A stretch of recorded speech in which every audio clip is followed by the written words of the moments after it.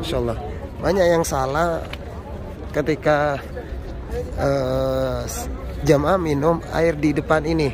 Padahal di dalam sudah disediakan ya oleh petugas. Ini dikira itu tuh sahabat sampai ngambil banyak ini. Dikira itu air zam-zam tuh sahabat. Ada moya zam-zam. Tuh. Dikira itu air zam-zam ini, padahal bukan ini. Warahmatullahi wabarakatuh. Marhaban bikum. Selamat datang semuanya di vlognya sahabat salam. Apa kabar kalian semua? Semoga kalian semua diberikan kesehatan oleh Allah dan semoga tidak kekurangan sedikit apapun. Amin ya rabbal alamin. Alhamdulillah di kesempatan malam hari ini sahabat salam baru saja selesai sholat isya dan sekaligus akan memberikan informasi-informasi terbaru di Masjid Nabawi saat ini. Tentunya ada beberapa hal yang perlu sahabat dan sahabat diketahui mengenai di sekitaran Masjid Nabawi. Nah sahabat, kita posisinya ada di pelataran pintu Masjid Nabawi, tepatnya ada di pintu 37. Nih, para jemaah yang baru keluar dari Masjid Nabawi, baru selesai sholat dari Masjid Nabawi. Dan perlu diketahui banyak sahabat jemaah yang tidak tahu mengenai air yang berada di depan Masjid Nabawi ini, bahwasanya air ini bukan air zam-zam ya. Sekali lagi saya jelaskan bahwa di pelataran Masjid Nabawi banyak air yang disediakan oleh pemerintah, cuman perlu diketahui bahwa air yang berada di pelataran Masjidil Haram ini bukan air zam-zam. Jadi banyak yang salah. Dari kemarin banyak jemaah Indonesia yang mengira ketika saya tanya, mereka kira itu ini adalah air zam-zam, padahal ini air biasa yang disediakan untuk para jemaah yang keluar dari Masjid Nabawi, mungkin mereka haus dan hal lain sebagainya. Jadi banyak banget jemaah yang salah. Sebetulnya tidak salah, cuman mereka anggap itu air zam-zam, padahal ini bukan air zam-zam ya. Ini air biasa. Dari kemarin saya lihat banyak jemaah ketika ditanya, oh ini bukan air zam-zam ya, saya kira itu air zam-zam katanya. Nih, dan bahkan tuh banyak itu jemaah ngambil air itu. Tuh diambil tuh, Masya Allah ya. Ada moya zam-zam. Tuh. Dikira itu air zam-zam ini, padahal bukan ini. Akan ada. Nah Indonesia. Iya, Indonesia kullu ba'din. Haji, umroh, jamaah-jamaah Indonesia. Ini dikira itu tuh sahabat sampai ngambil banyak ini. Dikira itu air zam-zam tuh sahabat tuh. Masya Allah. Banyak yang salah ketika jamaah minum air di depan ini. Padahal di dalam sudah disediakan ya oleh petugas. Jadi jamaah hanya bisa menikmati di dalam itu sepuasnya. Dan ini tuh banyak banget jamaah yang ngambil botol, apalagi lagi orang Bengali. Kita juga bingung mau jelasinnya.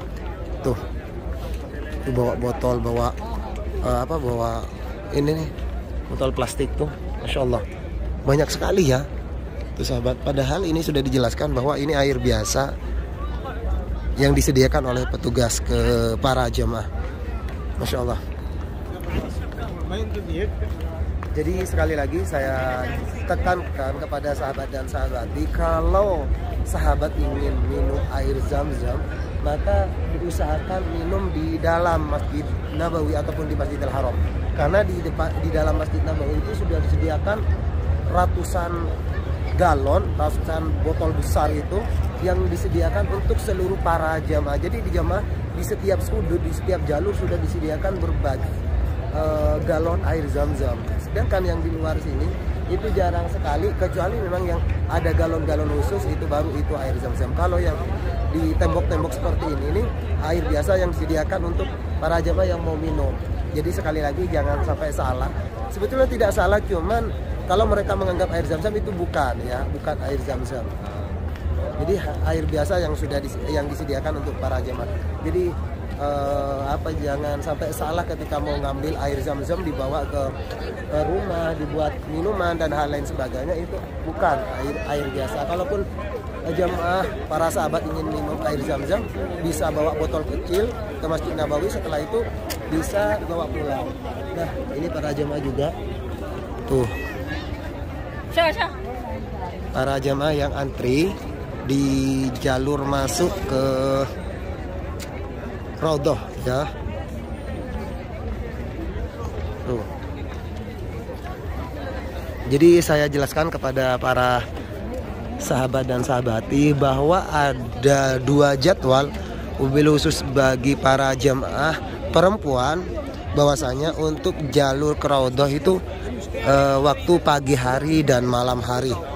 Untuk pagi hari dari habis sholat subuh sampai jam 11, sedangkan untuk malam hari dari setelah sholat isya sampai jam 11.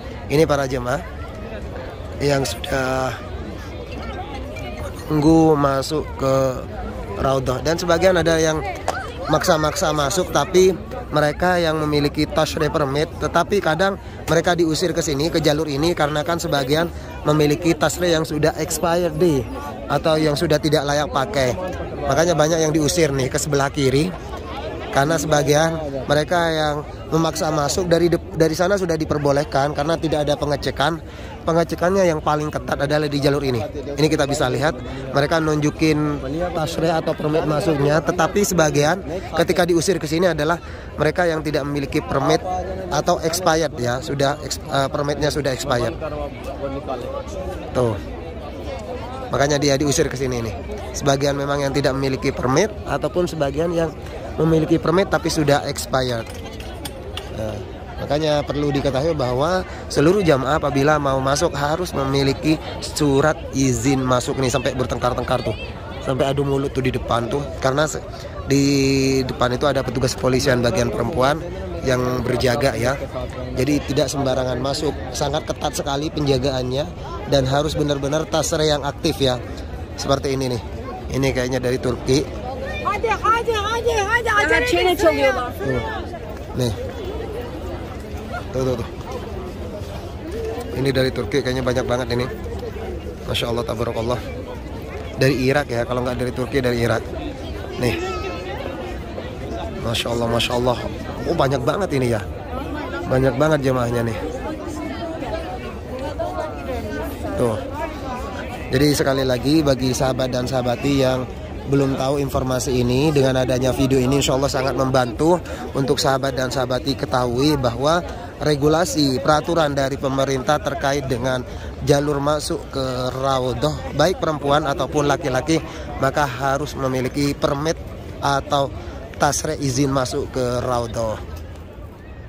Nah, sambil sahabat salam keluar, jadi saya jelaskan kembali kepada seluruh para jemaah bahwa yang barusan kita lihat, kita saksikan bersama, karena banyak banget jamaah-jamaah yang tidak paham, yang tidak tahu, seolah-olah yang ada di sekitaran Masjidil Haram ataupun Masjid Nabawi itu adalah air zam-zam ya, dan ternyata memang saya jelaskan bahwa itu bukan air zam-zam, kecuali memang yang ada di dalam Masjid Nabawi yang sudah disediakan dengan galon-galon warna abu-abu, itu sudah ada tulisan ma'uz zam-zam, ya zam-zam itu air zam-zam, agar supaya tidak sia-sia ya sahabat ketika mau minum air zam-zam.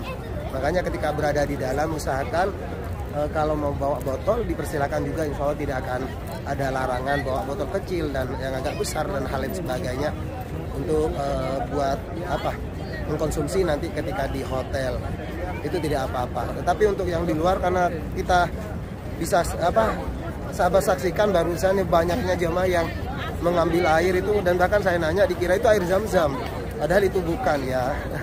Kasihan juga ya, dikira itu air zam-zam.